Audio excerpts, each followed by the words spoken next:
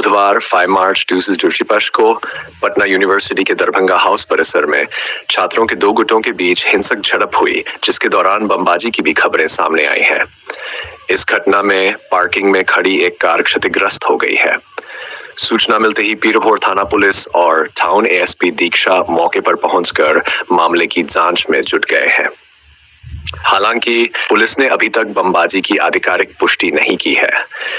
ये घटना आगामी छात्र संघ चुनावों के संदर्भ में महत्वपूर्ण मानी जा रही है, जो 29 मार्च को आयोजित होने वाले हैं। माना जा रहा है कि वर्चस्व की लड़ाई के चलते ये झड़प हुई है। फिलहाल पुलिस मामले की विस्तृत जांच कर रही है और विश्वविद्यालय परिसर में सुरक्षा बढ़ा दी गई है।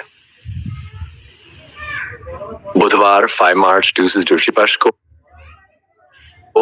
पटना यूनिवर्सिटी के दरभंगा हाउस परिसर में छात्रों के दो गुटों के बीच हिंसक झड़प हुई, जिसके दौरान बमबाजी की भी खबरें सामने आई हैं। इस घटना में पार्किंग में खड़ी एक कार क्षतिग्रस्त हो गई है।